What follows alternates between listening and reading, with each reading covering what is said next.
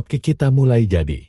Film ini berjudul The Dead Sport On The Subversion tahun 2018. Di awal film diperlihatkan seorang wanita berkemeja hitam yang terlihat galak. Ia adalah Dokter Baik. Namun, Baik hanyalah sekedar nama. Karena di film tersebut ia adalah orang jahat. Apalah arti sebuah nama ya? Ya begitulah. Dokter Baik sedang masuk dalam ruangan yang gelap. Penuh darah. Di sana terlihat ada beberapa orang yang ternyata anak buahnya. Ya, di tempat itu sebagai tempat malpraktek si dokter. Lalu di tempat lain, di tengah ada anak kecil cewek yang tengah berlari-lari dikejar. Anak tersebut tampak sekali ketakutan dan wajahnya penuh luka. Ia terus berlari dan berlari. Dokter Baik pun keluar ruangan dan bergegas naik mobil. Di sana terlihat para anak buah membawa seorang anak kecil cowok dan dihadapkan ke Dokter Baik. Rupanya anak kecil tersebut juga korban dari TEK-nya. Ia tampak kotor dan berdarah-darah. Di situ ada pria bernama Mr. Choi. Ia melaporkan gagal menangkap bocah kecil cewek tadi. Dokter Baik memakinya dan meminta untuk melanjutkan pencarian anak cewek tersebut. Dan apa sebenarnya yang terjadi dengan anak kecil itu, sehingga harus dicari-cari sampai ketemu. Simak alur ceritanya ya. Terlihat ada seorang pria sedang memberi makan ternak dan ia melihat anak kecil tersebut pingsan. Penuh kepanikan, pria tersebut membawa sang anak masuk ke dalam rumah dan dipanggilkannya dokter pribadi. Sang dokter berkata tak yakin, ingatan anak itu baik-baik saja. Kemungkinan ia akan lupa nama dan umurnya. 10 tahun berlalu si anak kecil sudah menjadi gadis. Namanya Ko Jaeon. Ia dirawat, dibesarkan oleh pasangan suami istri yang tidak punya anak dan berprofesi sebagai peternak. Dan pria itulah yang dulunya menemukannya sewaktu pingsan. Malam harinya, ayah Ko Jaeon mengatakan akan menjual sebagian ternak karena harus membayar tagihan rumah sakit. Dan ibu Ko Jaeon sakit. Namun hal itu ditolak Ko Jaeon karena harga ternak sedang jatuh-jatuhnya. Setelah mandi, Ko Jaeon merasakan sakit luar biasa di kepalanya, namun tiba-tiba hilang. Keesokan harinya, Ko Jaeon berangkat sekolah bersama sahabatnya, yaitu Myung-hee. Di tengah perjalanan, Myung-hee menunjukkan ponselnya dan memberitahu Ko Jaeon bahwa ada audisi menyanyi dengan hadiah $5.000. $500.000 ya maksudnya. Karena Ko Jaeon perlu uang untuk tagihan rumah sakit. Singkat cerita, Ko Jaeon ikut seleksi audisi dan ia lolos. Saat proses seleksi ditayangkan di TV, mereka nonton bersama. Di sana Ko Jaeon menunjukkan bakat lainnya yaitu sihir. Orang tuaku Jaeon cemas karena takut terjadi apa-apa dengan Jaeon. Namun hal itu ditampiknya dan ia menjelaskan bahwa tidak akan terjadi dan ia akan berhati-hati. Keesokan harinya, Ko Jaeon dan Myung-hee berangkat ke Seoul untuk ikut babak selanjutnya. Saat sedang asyik bercanda dan makan telur rebus, pria di depan Ko Jaeon tertawa melihat tingkat mereka. Pria itu tampak mengenali Ko Jaeon. Namun Ko Jaeon tidak merasa kenal dia. Pria ini adalah nobelman. Di sisi lain, Myung-hee mengira itu teman kencan Ko Jaeon dan ia kegirangan karena pria tersebut sangat tampan baginya.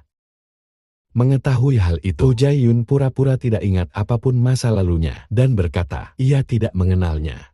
Hal ini bertujuan agar nobelman beranggapan bahwa ia salah orang. Sesampainya di tempat audisi, Ko Jaeon bernyanyi dan Dokter Baik melihat Jaeon tampil di televisi. Dokter Baik sangat senang karena menemukan gadis yang selama ini ia cari. Selesainya audisi, Ko Jaeon dan Myung-hee bergegas keluar. Namun lagi-lagi, Ko Jaeon merasakan sakit kepala yang luar biasa. Ia berlari ke dalam toilet dan Myung-hee mencarinya. Saat di toilet, hidung Ko Jaeon mengeluarkan darah alias mimisan. Ko Jaeon teringat ketika ia periksa ke dokter. Dan dokter berkata umur Ko Jaeon hanya 1-3 bulan.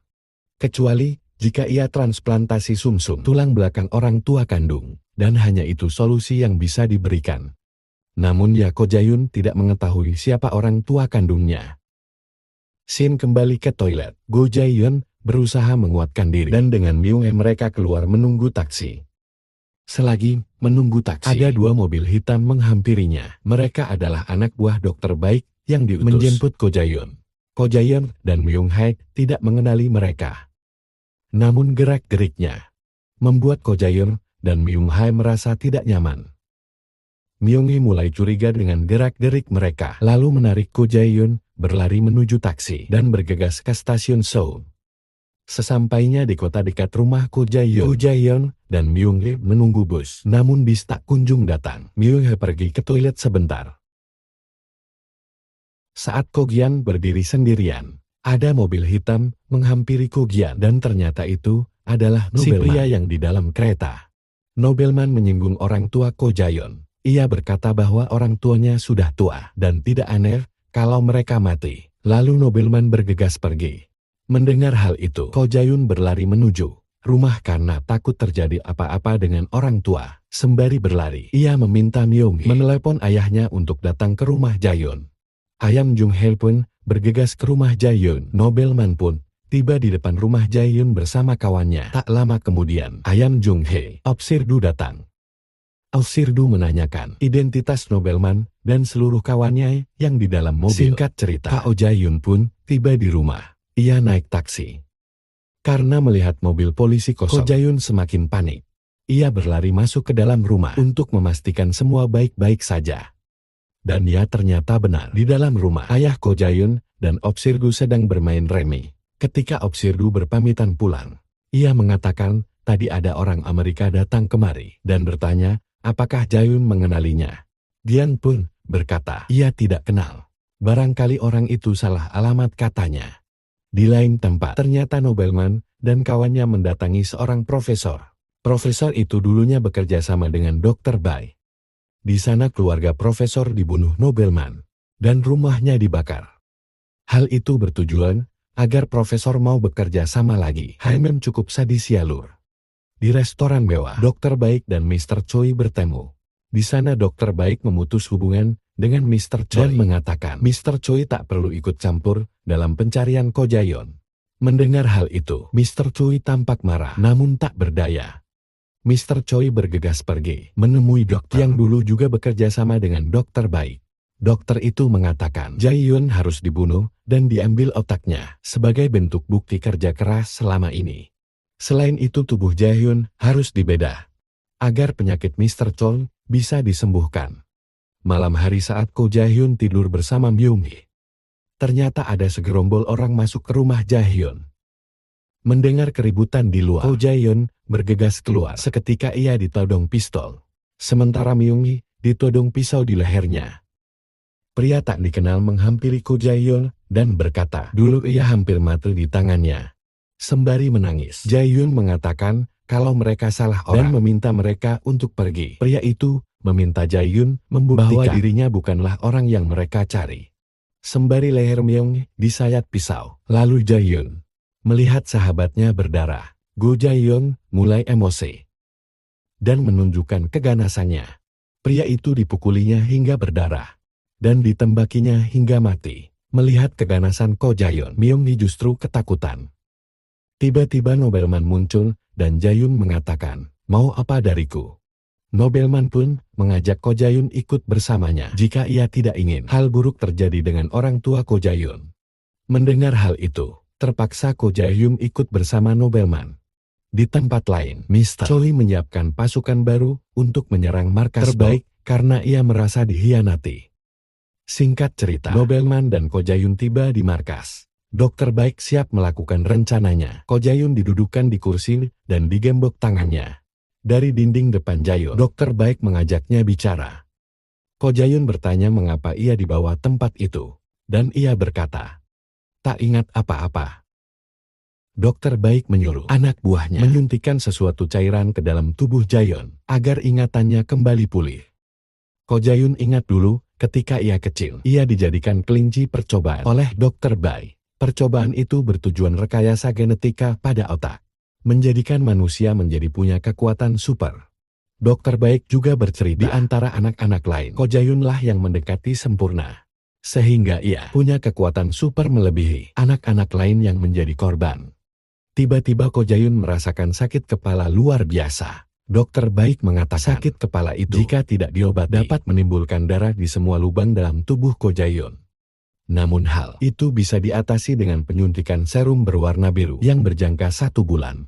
Serum itu juga membuat tubuh Ko Jae-yeon semakin kuat. Namun, karena hanya bertahan 1 bulan, maka Ko Jae-yeon harus bergantung pada serum tersebut jika tidak ingin dirinya kesakitan lagi, bahkan sampai mati. Setelah disuntik, Ko Jae-yun merasakan reaksi hebat di tubuhnya. Di saat inilah, ketegangan terjadi. Ko Jae-yun berkata, justru suntikan ini terasa lebih baik dari yang diharapkan.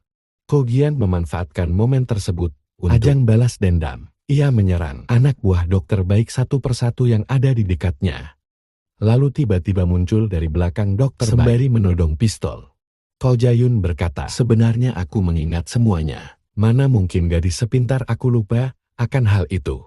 Dengan ekspresi tersenyum. Dengan ekspresi ketakutan, dokter baik tak menyangka dengan apa yang terjadi. Ternyata Jae-yun telah merencanakan semua ini. Dan dengan senyum manisnya, Ko Jae-yun berkata bahwa selama ini Jae-yun mencarinya. Jadi itu alasannya Lur kenapa Gian pura-pura lupa, dan ia berani menampilkan sihir di ajang kontes menyanyi. Jadi tujuannya adalah agar dokter baik mencari Ko Jae-yun. Bukan Ko Jae-yun yang mencari dokter baik, karena Ko Jae-yun merasa umurnya hanya 1 bulan lagi dan ia tidak tahu harus kemana mencarinya. Pandai sekali gadis ini. Ko Jae-yun pun mengatakan bahwa ia akan bersama semua orang. Namun sebelum itu, ia menambak kaki dokter Bai agar diberinya lagi serum berwarna biru, agar kekuatannya lebih banyak dan untuk bertahan hidup. Mengetahui hal itu, Nobelman dan pasukannya mencoba masuk ruangan lab.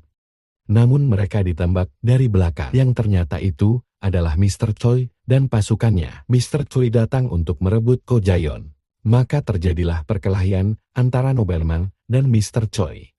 Ko Jae-yun keluar sembari menyeret tubuh Dr. Beck. Tiba-tiba ia diserang Nobelman. Ko Jae-yun berdiri dan tersenyum. Dengan santainya, ia berkata, kau semakin kuat. Nobelman pun dengan sombong mengatakan, Ko Jae-yun akan mati di tangannya hari ini. Mendengar perkataan itu, Ko Jae-yun menantang Nobelman. Dan tiba-tiba, Jae-yun muncul dari belakang Nobelman dan menyerangnya. Perkelahian Jae-yun dan Nobelman menjadi adegan paling seru di sini, di mana Jae-yun mengangkat Nobelman dan dihempaskannya ke tembok. Hal itu dibalas Nobelman. Jae-yun pun dihempaskan ke tembok. Namun dengan santuinya ia berdiri. Pukulan dan tendangan Nobelman tak satu pun kena. Namun sekali pukulan Jae-yun langsung mengenai Nobelman dan dilemparkannya lagi ke pintu. Nobelman mohon memukul. Nggak kena malah ditampar. Mukul lagi nggak kena dan ditampar lagi. Nobelman kewalahan menghadapi Ko Jae-yun. Ditendanglah ia Nobelman hingga tembok jebol. Diambillah pistol oleh Jae-yun dan ditembakkannya lagi di kaki yang terbaik. Adegan tembak-tembakan pun juga terjadi antara Jae-yun dan Nobelman. Tiba-tiba dari belakang Jae-yun ditembak oleh Mr. Choi. Dan Mr. Choi mengatakan keduanya akan dibunuh dengan cara yang sama terbaik. Pun berteriak agar Mr. Choi membidik kepala Jae-yun dan Nobelman. Seketika layar dokter baik ditodong pisau oleh wanita yang tadinya bersama Nobelman di dalam mobil. Namun wanita tersebut ditembak Mr. Choi. Merasa dihianati Dr. Bai, Mr. Choi pun juga meluncurkan tembakan ke arah Dr. Bai. Tiba-tiba Ko Jae-yun ambil posisi di belakang Mr. Choi dan dihajarlah ia hingga leher patah. Mr. Choi pun mati di tangan Ko Jae-yun. Kini tinggal Ko Jae-yun dan Nobelman di tempat. Dengan sombongnya, Nobelman pun menunjukkan serum biru yang dicari Ko Jae-yun dan mengatakan kalau ia menang darinya, akan diberitahu di mana serum itu dibuat. Namun, wanita yang ditembak Mr. Choi tadi ternyata belum mencoba menyerang Ko Jae-yun dari belakang. Namun hal itu dapat digagalkan. Lalu dipecahnya wajah wanita itu dengan tangan sebut Ko Jae-yun. Nobelman pun berdiri di belakang Jae-yun sembari menodong pistol. Dengan santainya, Jae-yun tersenyum dan memanfaatkan kekuatannya untuk mengendalikan tangan Nobelman. Jae-yun menusuk leher Nobelman dan menodongkan pistol ke arahnya.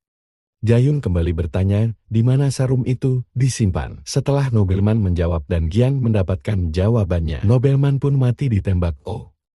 Gian mengambil serum dan bergegas pergi menuju rumah sakit. Di sana Gian bertemu sang ayah yang sedang menunggu ibunya dan memberi serum itu untuk penyembuhan sang ibu. Gian pun pamit pergi dan berjanji akan kembali. 3 bulan berlalu. Ko Jae-yun duduk di depan wanita-wanita tersebut. Ternyata kembaran Dr. Bai. Pantes saja kembar mirip. Jae-yun mengatakan bahwa dirinya perlu serum yang lebih permanen.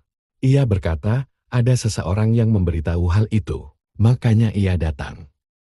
Kalau ingin serum yang permanen, maka ia harus menemuinya. Di akhir film itu, muncul wanita muda yang tampak berekspresi tidak suka dengan kehadiran Ko Jae-yeon. Siapakah wanita muda itu? Dan bagaimana kelanjutannya mengenai serum permanen? Dan apakah Go Jae-yeon akan tetap bertahan hidup? Belum diketahui ya lur.